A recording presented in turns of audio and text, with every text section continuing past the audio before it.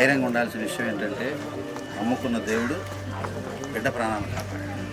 పశువులు ఇదన్నీ ఇవ్వకుండా కనీసం వాటిని వదిలేసే అవకాశం ఇచ్చాడు. ఇంత నష్టం జరిగింది కాబట్టి దేవుడు అన్యాయం చేసేది కాబట్టి ఆయనే న్యాయం చేయాలి. ప్రభుత్వ పరంగా పార్టీ పరంగా అండగా ఉన్నాం. సొంత ఇల్లు కొత్త ఇల్లు కట్టడానికి ఏంటో కూడా మేము మాట్లాడతాం. అందరికీ నమస్కారం. పామర నియోజకవర్గం మౌ మండలం కాజా గ్రామంలో ఉన్నాం. కలాయిగుంటలో మరి 2 రోజుల క్రితం అగ్ని ప్రమాదం జరిగింది. ఏదైతే జరిగిన సంఘటన చాలా దురదృష్టకరం. ఎవరు ఎప్పుడు ఏం జరుగుద్దో ఎవరు తెలియదు. కారణాలు ఏవైనా కానీ, షార్ట్ సర్క్యూట్ కానీ ఇంకేతర కారణాలు ఏదైనా కానీ 3 కుటుంబాలు రోడ్డు మీదకి వచ్చేసాయి. మొత్తం కట్టుబట్టలతో వాళ్ళు బయటకు వచ్చేసారు, ప్రాణాలు కాపాడుకున్నారు. వస్తువులతో సహా మొత్తం కూడా బూడిదైపోయింది.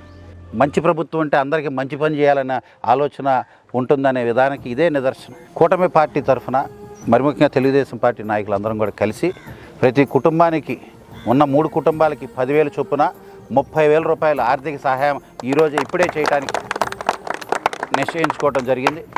ఊరంతా మంచిగా ఉండాలి, అందరూ మంచి కోరుకుంటున్నాం కాబట్టి ఎవరికో ఏదో జరిగిపోయిందని తలుపులేసుకొని ఉండకుండా అందరూ వచ్చి తలో చేసేశారు. ఈరోజు కూడా రెడ్ క్రాస్ వాళ్ళు కానీ, మేము కానీ, రెవెన్యూ డిపార్ట్మెంట్ కానీ, కూటమి నాయకులు అందరం కూడా వచ్చి ఈ కుటుంబానికి ఒక నమ్మకం, భరోసా ఇచ్చాం, ఒక ధైర్యాన్ని ఇచ్చాం.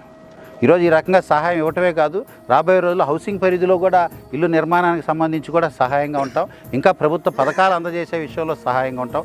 అన్ని విధాలుగా అన్ని భాగాల్లో మీకు అండగా ఉంటామని మరొకసారి తెలియజేస్తూ, ఇంత అగ్ని ప్రమాదం జరిగి ఇంత ఇబ్బంది పడుతుంటే పాలు పంచుకొని సహాయంగా నిలబడ్డ ప్రతి ఒక్క మనసున్న మహారాజు, ప్రతి ఒక్క సహృదయంతో పనిచేసిన ప్రతి ఒక్కరికి కూడా అభినందనలు తెలియజేస్తున్నాం.